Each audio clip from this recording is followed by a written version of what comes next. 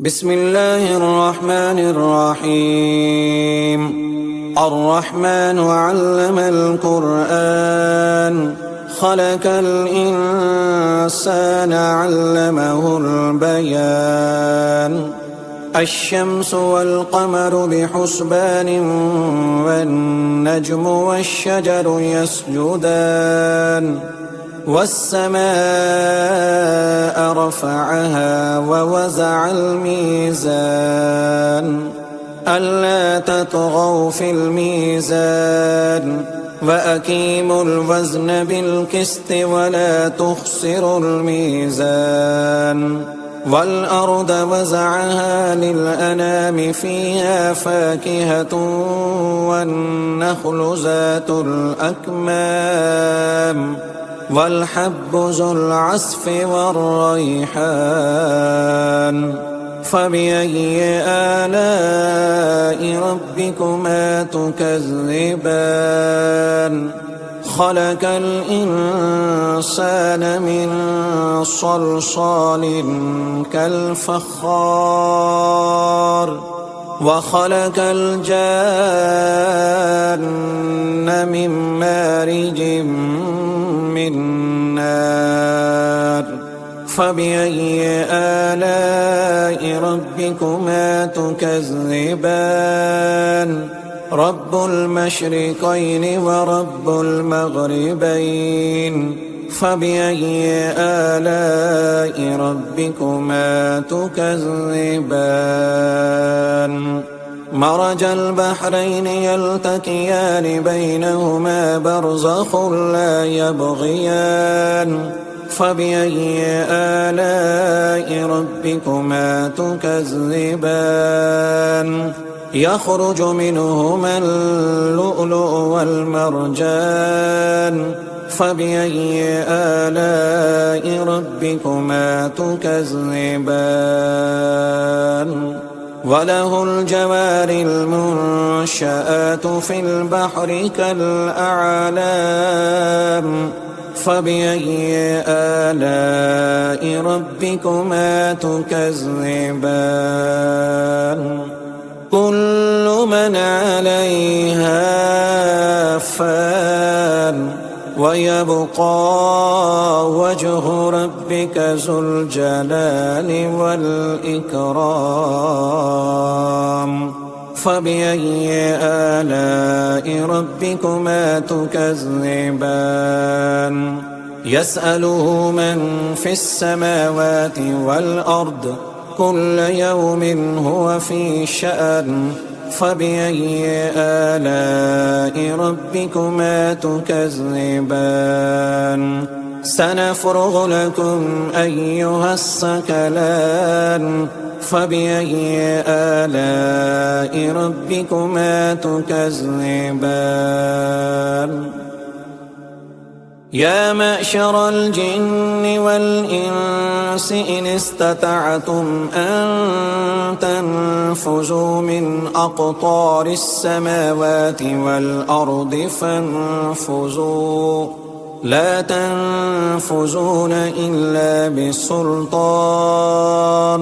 فبأي آلاء ربكما تكذبان؟ يرسل عليكما شواظ من نار ونحاس فلا تنتصران. فبأي آلاء ربكما تكذبان؟ فإذا انشقت السماء فكانت وردة كالدهان. فبأي آلاء ربكما تكذبان؟ فيومئذ لا يسأل عن ذنبه إنس ولا جان. فبأي آلاء ربكما تكذبان؟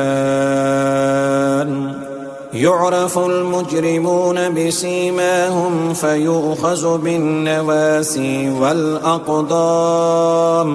فبأي آلاء ربكما تكذبان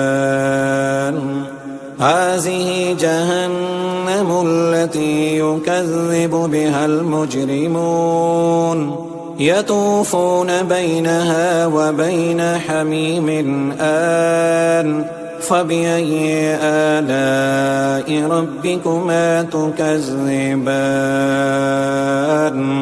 ولمن خاف مقام ربه جنتان فبأي آلاء ربكما تكذبان ذواتا أفنان فبأي آلاء ربكما تكذبان فيهما عينان تجريان فبأي آلاء ربكما تكذبان فيهما من كل فاكهة زوجان فبأي آلاء ربكما تكذبان متكئين على فرش بطائنها من استبرق وجنى الجنتين دان فبأي آلاء ربكما تكذبان فيهن قاصرات الطرف لم يطمثهن إنس قبلهم ولا جان فبأي آلاء ربكما تكذبان كأنهن الياقوت والمرجان فبأي آلاء ربكما تكذبان هل جزاء الإحسان إلا الإحسان فبأي آلاء ربكما تكذبان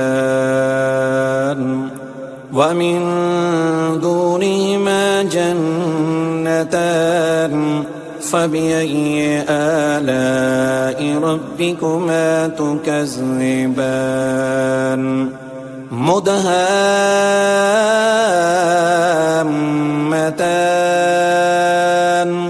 فبأي آلاء ربكما تكذبان فيهما عينان نضاختان فبأي آلاء ربكما تكذبان فيهما فاكهة ونحل ورمان فبأي آلاء ربكما تكذبان فيهن خيرات حسان فبأي آلاء ربكما تكذبان حور مقصورات في الخيام فبأي آلاء ربكما تكذبان لم يطمثهن إنس قبلهم ولا جان فبأي آلاء ربكما تكذبان متكئين على رفرف حجر وأبقري حسان فبأي آلاء ربكما تكذبان تبارك اسم ربك ذي الجلال والإكرام.